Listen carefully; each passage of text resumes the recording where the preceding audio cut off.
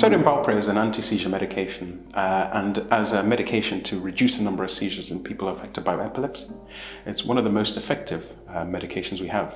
So more effective than any other in a type of epilepsy called generalized epilepsy, which affects around a third of people affected by epilepsy. But on the other hand, it's highly harmful to the unborn child, and we know traditionally that this has been in women on sodium valproate, and more recently evidence suggests that it's also harmful to the unborn child on men taking sodium valproate. And so really the question is, how can we help make informed decisions about either remaining on sodium valproate or being withdrawn from it, and if withdrawing from it, how we can do that safely.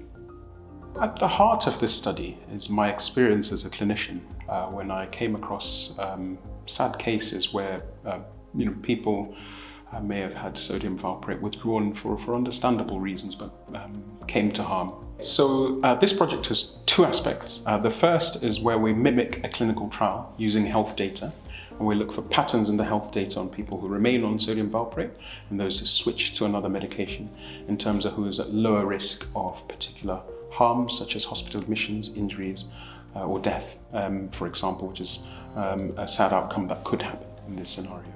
And what we then do is create a tool that would inform the discussion between a clinician and a patient.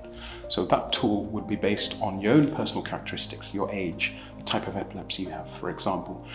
You'd have that plugged into the tool, and the doctor could then say to you, well, okay, based on these characteristics, if I switch you to this medication, your risks of readmission to hospital, seizures, or mental health changes are this. And you could then make an informed decision to say, okay, those are acceptable to me, I'll switch to this medication. So that really would be the method by which we get from health data to supporting people making informed decisions.